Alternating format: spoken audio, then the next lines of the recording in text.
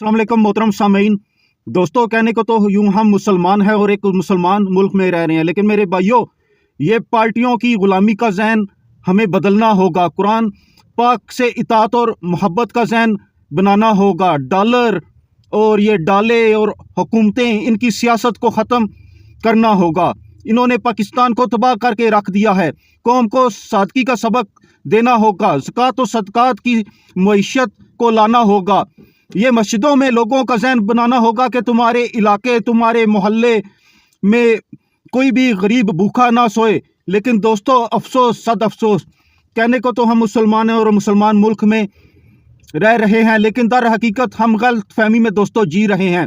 यह मुल्क जो इस्लाम के नाम पे लिया गया था, इस मुल्क में इस्लाम या इस्लामी निज़ाम हमको ढूंढने से भी दूर दूर तक कहीं नज़र नहीं आता। दरअसल हम एक लादीन रियासत में रह रहे हैं। ना यहाँ शरीयत का निफाज है, ना कोई शरई कानून, इस्लामी कानून, ना इंसाफ है और ना ही इस्लामी इक़दार।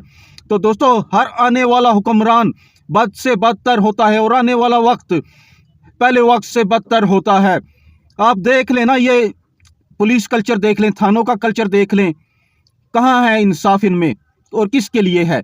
और इसी तरह अदालतों का निज़ाम देख लें, इसी तरह अस्पतालों का निज़ाम देख लें।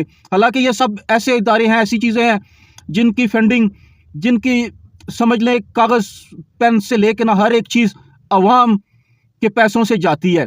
तो अवाम को कितनी इनमें सहूलियात मैसर हैं दोस्तों, ये आप बखूबी सब लोग जानते हैं।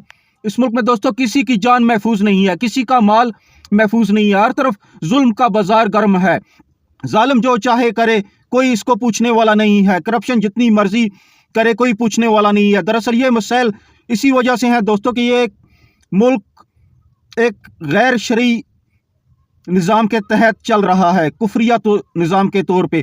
तो अब सवाल ये पैदा होता है कि करें तो क्या करें और क्या ना करें। तो भाइयों, इस मुल्क में जो मुल्क लिया ही इस्लाम के नाम पे गया था, इस मुल्क में तब तक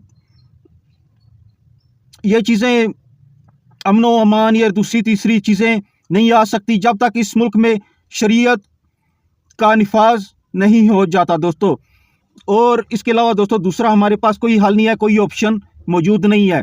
शरीयत का निफाज होगा ना दोस्तों, तो हुक्मरानों को भी पता होगा कि हमसे भी एक आम आदमी भी पूछ सकता है, जवाब मांग सकता है और हमें जवाब दे होना है उसके सामने, और हमको उसके सामने जवाब दे होना है। जहां जालिम को पता होगा ना कि मैंने जुल्म किया, तो फौरी तौर पे उस जुल्म का हिसाब लिया जाएगा, फौरी तौर पे इंसाफ होगा।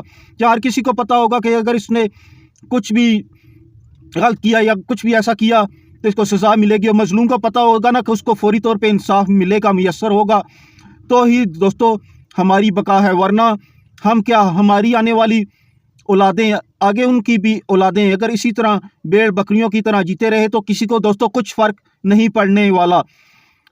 जालिमों, मुतकब्बरों, जाबरों को तभी दोस्तों फ़र्क पड़ेगा जब इस मुल्क में शरई निज़ाम नाफिज होगा।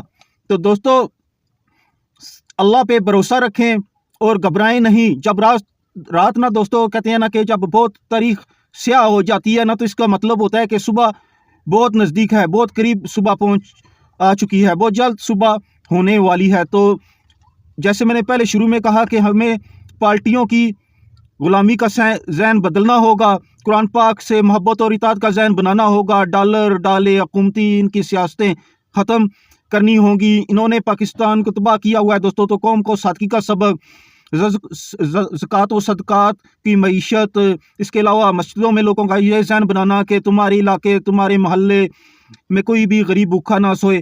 तो ये इन चीज़ों पे हमें अमल करना होगा। तो बाकी रब की मदद इंशाअल्लाह ताला हमारे साथ होगी दोस्तों। तो अल्लाह सबको दोस्तों अपने हिफ्ज़ व अमान में रखे, इस मुल्क में जुल्म व सितम का खात्मा फरमाए, बल्कि तमाम दुनिया में मुसलमान हर जगह पे दोस्तों देखा जाए तो पिस रहे हैं। अल्लाह इनकी मदद फरमाए। जो लोग भी अल्लाह के दीन की सरबुलंदी के लिए काम कर रहे हैं, अल्लाह इनकी गैबी मदद फरमाए और हमें भी अपने रास्ते पे चलने वाला बनाए। या अल्लाह शहादत की ज़िंदगी और शहादत की मौत अता फरमाना, और मरते टाइम ज़ुबान पे कलमा तैयबा ला इलाहा इल्लल्लाह मुहम्मद रसूलुल्लाह का विर्द जारी और सारी हो। दोस्तों, इसी के साथ इजाज़त चाहूँगा। जज़ाकल्लाहुल खैर मेरे भाइयों।